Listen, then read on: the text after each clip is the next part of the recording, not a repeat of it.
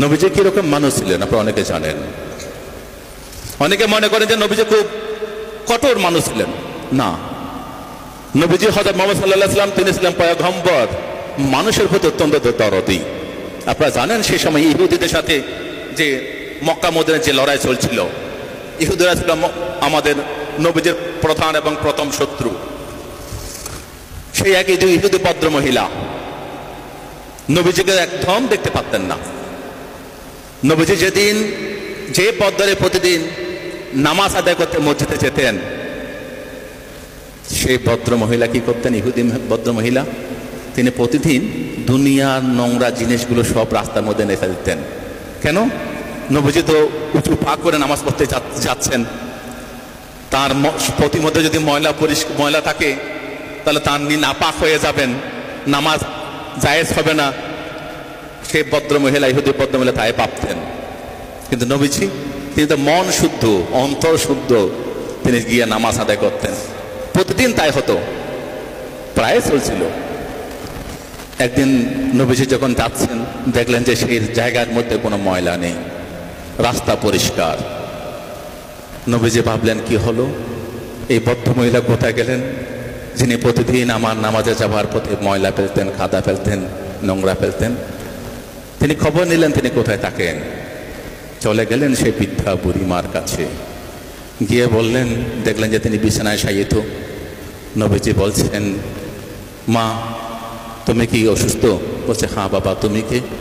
বলছে, আমি সেই হযরত মুহাম্মদ যিনি প্রতিদিন নামাজ আদায় করতে যাওয়ার সময় তুমি নাপাক করার জন্য ময়লা ফেলতে। আজকে আমি দেখলাম রাস্তার মধ্যে কোনো ময়লা নেই, কোনো কাদা নেই। আমি বুঝতে পারলাম তুমি আর কোনো ক্ষতি হয়েছে, তোমার কোনো অসুবিধা হয়েছে, তাই তোমাকে আমি দেখতে ছুটে আসলাম। আমি আল্লাহর কাছে দোয়া করছি, মা তুমি সুস্থ হয়ে যাও, তুমি ভালো হয়ে যাও। এটাই হচ্ছে নবীজি। নবীজির এই আদর্শ তো আমাদের কাছে উদ্দেশ্য, এই নবীজির এই আদর্শ তো আমাদের কাছে আদর্শ। এই আদর্শের মধ্য দিয়ে নবীজি ভারত, শুধু মক্কা মদিনা নয়, সারা বিশ্বকে ইসলাম ধর্মের মধ্যে প্রবর্তিত করেছিলেন। সেই নবীজির নামে পরিচিকর মন্তব্য যাকে নিয়ে করলেন, মা আয়েশা। তিনি ছিলেন তৎকালীন সর্বশ্রেষ্ঠ গুণী ভদ্র মহিলা। আপনারা অনেকে জানেন যে আমাদের নবীজির প্রায় 11 জন বিবি ছিল, তার মধ্যে সবচেয়ে কনিষ্ঠ ছিলেন আয়েশা মা। এই আয়েশা ছিলেন সবচেয়ে জ্ঞানী এবং গুরুগম্ভীর ভদ্র মহিলা, যিনি পবিত্র আল কোরআন নবীজির পরে এই ভারত মক্কা মদিনার মধ্যে তিনি আল হাদিসকে তিনি রপ্ত করেছিলেন এবং সেগুলো প্রসার করার দায়িত্ব নিয়েছিলেন সেই মা আয়েশা। তাদের দুজনকে নিয়ে করল মন্তব্য নূপুর শর্মা।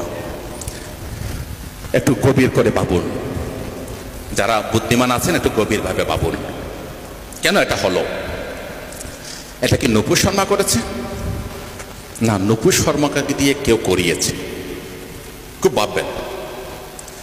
ভাবনাটা হচ্ছে একটাই, ওরা জানে যে মুসলমানদেরকে যদি কোনোভাবে আঘাত করা হয়, যখন সিএএ হলো আমরা আন্দোলন করলাম, এনআরসি হলো আমরা আন্দোলন করলাম তার প্রতিবাদে, বিভিন্ন সময় যখন বুলডোজার চালালো আমরা তবু শান্তিপ্রিয় আন্দোলন করলাম, তখন তারা দিলটা মারলো একদম নবীজির গায়ে, যাতে পুরো মুসলিম জনতা যেন কেঁপে ওঠে। কেঁপে ওঠে কি করবে? তাদের একটাই লক্ষ্য, হিন্দুদের থেকে মুসলিমদের আলাদা করো, হিন্দু ভাইদের থেকে মুসলিমদের সম্পর্কে একটা বিরূপ প্রতিক্রিয়া সৃষ্টি করা, বিরূপ মনোভাব তৈরি করো, যাতে হিন্দু মুসলিমের মধ্যে একটা বিভাজন রেখা তৈরি হয়। কিন্তু এই বাংলায় দেখাতে পারে, এখানে কোনো বিভাজনের দেখা হতে পারে না। এই বাংলা সম্প্রীতির বাংলা, এই বাংলা হিন্দু মুসলিম বৌদ্ধ খ্রিস্টান জৈন শিখ সকল ধর্মের আদর্শের বাংলা।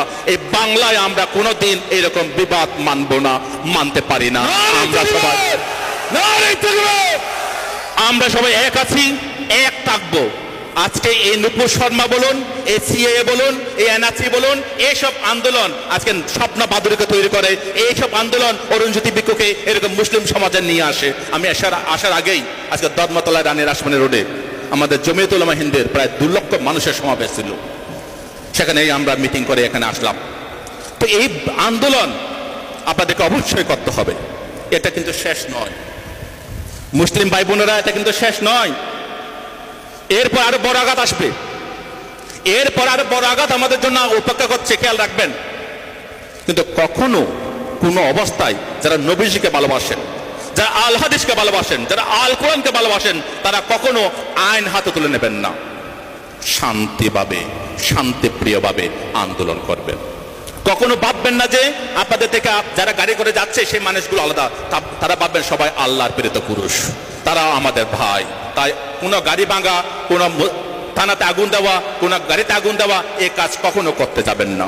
আপনারা যারা এখানে আছেন, যারা আজকে এখানে প্রায় কয়েক হাজার মানুষ আছেন, আপনারা প্রত্যেকে এক একজন আল্লাহর মেসেঞ্জার হন, নবীজির মেসেঞ্জার হন, আল হাদিসের মেসেঞ্জার হন, আল কোরআনের মেসেঞ্জার হন। আমাদের একটাই লক্ষ্য, আমাদের নবীজির বিরুদ্ধে যে আন্দোলন, যে কুরুচিকর মন্তব্য হয়েছে, আমরা তার অবশ্যই প্রতিবাদ করব, তাকে আমরা ধিক্কার জানাবো, তাতে আমরা বিক্ষোভ করব।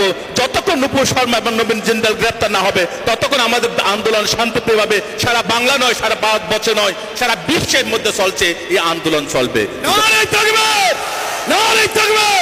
কিন্তু ভাইয়েরা সবসময় মাথা রাখবেন যে আমরা কখনো অশান্ত হব না, আমরা কখনো ভাঙচুরের রাস্তায় যাব না।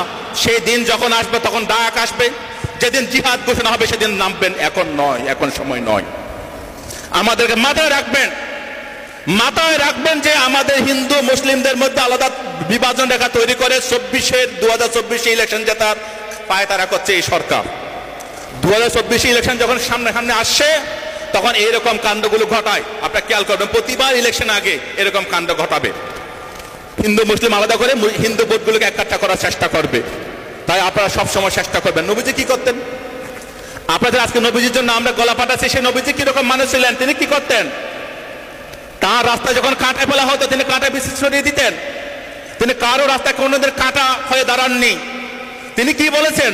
তিনি বলেছেন যে তোমার প্রতিবেশী, তিনি ইহুদি হতে পারে, তিনি কুরাইশ হতে পারে, তিনি নন মুসলিম হতে পারে, কিন্তু তোমার প্রতিবেশী যদি না খেয়ে ঘুমিয়ে থাকে, তুমি যদি খাও, সেটা তোমার জায়েজ হবে না। কত বড় কথা যে তুমি তোমার প্রতিবেশীকে ভালোবাসো, তোমার প্রতিবেশীর প্রতি তুমি সম্মান করো। এই রকম কথাগুলো নবীজির মুখ থেকে বেরিয়েছিল। আপনারা জানেন, একদিন এক ইহুদির লাশ নিয়ে যাওয়া হচ্ছিল। হযরত মুহাম্মদ সাল্লাল্লাহু আলাইহি সাল্লাম তিনি দেখতে পেলেন যে একটা লাশ যাচ্ছে। নবীজি সরে দাঁড়ালেন, তার জন্য আল্লাহর কাছে দোয়া করলেন। তখন তার যারা সখী ছিল, যারা সহচর ছিল, তারা বলছেন, নবীজি, হযরত মুহাম্মদ আপনি এটা কি করছেন? এতে বিধর্মী লাশ, আপনি বিধর্মীর জন্য এটা কেন করছেন? তখন নবীজি বলেছিলেন যে এই একজন মানুষ,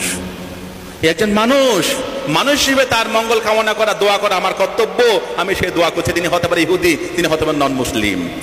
তো সেই রকম আমাদের নবীজির প্রতি যদি অসম্মান করা হয়, কুরুচিকর মন্তব্য করা হয়, তাহলে আমরা কখনো চুপ থাকতে পারি না। এটাই মাথা রাখবেন। এই বাংলায় আমরা হিন্দু মুসলিম বৌদ্ধ খ্রিস্টান জৈন শিখ আমরা একতাবদ্ধ হয়ে আছি, একতাবদ্ধ হয়ে থাকবো। আমরা এই যে আপনার গত বছর এবং এই বছর পরপর 3 বছর আমরা আমার টালিগঞ্জ বুদ্ধ মন্দিরে রমজান মাসের আমি রোজার ব্যবস্থা করেছি। এই বছর 2বার করেছি। অর্থাৎ ইফতার যারা করেছে, রোজাদার রেখেছে, তাদের ইফতার খাইয়েছি আমি। আমিও নিজেও আমাদের এই ইফতারের বিভিন্ন জায়গায় সামিল হয়েছি। আপনারা দেখতে পাবেন এই বাংলায় যে সম্প্রীতি রয়েছে, এটা কিন্তু সারা ভারতবর্ষে কোথাও পাবেন না, তেমন নেই। বাংলায় একটাই মুখ আছে। আপনারা যে পার্টি করুন, কেউ আইএসএফ করতে পারেন, কেউ সিপিএম করতে পারেন, কেউ কংগ্রেস করতে পারেন, কেউ বা তৃণমূল নাও করতে পারেন, কিন্তু বাংলার যে নেত্রী একটা রয়েছেন, ভাগিনী একটা রয়েছেন, সেটা হচ্ছে মমতা ব্যানার্জি, যিনি নিজের অন্তর থেকে লড়াই করে বাংলাকে যেমন জয় করেছেন, ভারতবর্ষকে জয় করার জন্য কাজ করছেন। এবং এই বাংলায় শান্তি সম্প্রীতি, হিন্দু মুসলিম যেন ভাগাভাগি না হয়, তার জন্য কাজ করে যাচ্ছেন। অন্তত তার প্রতি দায়িত্ব প্রয়ণ হয়ে আপনারা কখনো ভাঙচুরের রাস্তায় যাবেন না, কখনো আপনারা কারো ক্ষতি করার চেষ্টা করবেন না। নবীজিকে ভালোবেসে, নবীজির আদর্শের মানুষ যারা আমরা, আমাদেরকে সবাইকে নিয়ে একত্র হয়ে, একতাবদ্ধ হয়ে আমাদেরকে কাজ করতে হবে। তাহলে দেখবেন আল্লাহ তাআলা আমাদের সকলকে দোয়া করবেন। আমাদের যে আবদার, আমাদের যে আবেদন, আমাদের যে প্রার্থনা, সেটা আল্লাহ তাআলা ইনশাআল্লাহ কায়েম করে দেবেন। আপনারা সকলে সেইভাবে তৈরি থাকবেন যে এইরকম সম্প্রীতি, ভালোবাসা, প্রেম, এগুলোর মধ্য দিয়ে আমরা মানুষকে জয় করব। ভগবান গৌতম বুদ্ধ তাই বলেছিলেন, আক্ষুদে না চিনে কুধাং অসাধুং সাধুনা জিনে কাদারিয়াং দানে না সাচ্ছে না আলিকা বাদে না। যে ভগবান গৌতম বুদ্ধ বলছে হিংসা দ্বারা হিংসাকে জয় করা যায় না, ভালোবাসা প্রেম মৈত্রী দিয়ে হিংসাকে জয় করতে হয়। আসুন নূপুর শর্মা এবং নবীন জিন্দালকে তাদের এই গুরুতর অপকর্মের জন্য আমরা আল্লাহর কাছে দোয়া করব, ভগবান গৌতম বুদ্ধের কাছে প্রার্থনা করব, আমরা শ্রী শ্রী রামকৃষ্ণ দেবের কাছে আমরা উপাসনা করব, যাতে এই বাংলা তথা এই ভারতবর্ষে এবং বিশ্বের মধ্যেই কোনো ধর্মগুরু যেন অসম্মান অপমান না হয়। আজকে দেখতে পাচ্ছেন আমেরিকা পর্যন্ত গতকাল ভারত সরকারকে সতর্ক করেছেন যে ধর্ম নিরপেক্ষতা নষ্ট হচ্ছে। হযরত মুহাম্মদ সাল্লাল্লাহু আলাইহি ওয়াসাল্লামকে নিয়ে যে বক্তব্য পেশ করা হয়েছে সেটা আমেরিকা থেকেও প্রতিবাদ জানানো হয়েছে, চীন থেকেও প্রতিবাদ জানানো হয়েছে। প্রায় ৬৮টি দেশ প্রতিবাদ জানিয়েছেন, শুধু আরব কান্ট্রি নয়। তো এর মধ্য দিয়ে কি হচ্ছে, আমাদের সবার মাথা হেট করে দিচ্ছে এই সরকার, আমাদের সবাইকে মাথা নিচু করে দিচ্ছে। ভারতবর্ষে যে একটা সুনাম, একটা সুযশ, একটা সুখ্যাতি ছিল, এই বিজেপি সরকার সবার মাথা নত করে দিচ্ছে, বিশ্বের কাছে ভারতবাসীর মাথা হেট করে দিচ্ছে। তাদের যে বিভাজন নীতি, তারা যে হিন্দু মুসলিমের নীতি নিয়ে হিন্দুদেরকে তুলে ধরে এটাকে হিন্দুস্তান করার চেষ্টা করছে। আমরা এই ভারতবর্ষকে হিন্দুস্তান চাই না, আমরা এই ভারতবর্ষকে ভারত হিসেবে চাই, ভারতবর্ষ হিসেবে চাই। সেই আবেদন জানিয়ে আমরা নবীজির প্রতি যে অপমান, যে কুরুচিকর মন্তব্য করা হয়েছে তার তীব্র ধিক্কার জানিয়ে নূপুর শর্মা এবং নবীন জিন্দালের অবিলম্বে গ্রেপ্তারির দাবি জানিয়ে তাদের দৃষ্টান্তমূলক শাস্তির আবেদন করে আপনাদের সকলকে শান্ত, সম্প্রীতি এবং ঐক্যতা বজায় রেখে বিক্ষোভ প্রদর্শনের আহ্বান জানিয়ে আজকে উলামা পরিষদ মিনাকা ব্লক থেকে যেই বিক্ষোভ সমাবেশ এখানে করা হলো, আমাকে যারা এখানে আসার জন্য আমন্ত্রণ জানিয়েছেন, আমাদের গিয়াসউদ্দিন থেকে তাজউদ্দিন ভাই, আমাদের শফিকুল ইসলাম, তাদের সকলকে আমার কৃতজ্ঞতা জানিয়ে আপনারা যারা আমার প্রিয় ভাইয়েরা আছেন, বোনেরা আছেন, আপনারা প্রত্যেকেই সম্প্রীতির জন্য কাজ করবেন, শান্তিপ্রিয়ভাবে লড়াই করবেন। যেদিন আমাদের ডাক আসবে সেদিন রাস্তায় নামতে হবে, কিন্তু এখন যদি আমরা রাস্তায় নেমে পড়ি তাহলে ২৪-এ কিন্তু ওরা জিতে যাবে। ওদের একটা টার্গেট ২০২৪ পার হওয়া, আবার ২০২৪-এ ক্ষমতায় আসা। ক্ষমতা আসতে গেলে বিভাজন করতে হবে। তাই আমাদের সকলকে সতর্ক থাকতে হবে যাতে আমরা যেন কোনো বন্ধুকে না হারাই, কোনো হিন্দু যেন আমাদের থেকে সরে না যায়, কোনো বৌদ্ধ, খ্রিস্টান, জৈন, শিখ তারা যেন মুসলিমদের থেকে সরে না যায়। আমাদের যে মেলবন্ধন, আমাদের যে ঐক্য, আমাদের সম্প্রীতি সেটা যেন বজায় থাকে, তার অনুরোধ জানিয়ে আমার বক্তব্য শেষ করছি। আমি আল্লাহ তাআলার কাছে প্রার্থনা করি আপনাদের সকলের যে আবেদন আল্লাহ তাআলা সেটা মকুব করুন, সেটা আমাদের সকলকে দিন। এবং নূপুর শর্মা এবং নবীন জিন্দালের অবিলম্বে গ্রেপ্তারের দাবি জানিয়ে আমার বক্তব্য শেষ করছি। উপরের থেকে ভালো থাকুন। নারে তাকবীর, নারে তাকবীর। আল কোরআনের আলো ঘরে ঘরে জ্বালো, আল কোরআনের আলো ঘরে ঘরে জ্বালো। আমার নেতা তোমার নেতা বিশ্বনবী মুস্তাফা, আমার নেতা তোমার নেতা বিশ্বনবী মুস্তাফা। আরএসএস তুর হটো, তুর হটো, তুর হটো। নরেন্দ্র মোদীর কালো হাত ভেঙে দাও, গুড়িয়ে দাও, ভেঙে দাও, গুড়িয়ে দাও। নরেন্দ্র মোদী সাপোর্ট করা, নরেন্দ্র মোদী তুর হটো, দূর হটাও, দূর হটাও। নূপুর শর্মা সাহায্যকারী, নরেন্দ্র মোদী তুর হটো, দূর হটাও, দূর হটাও।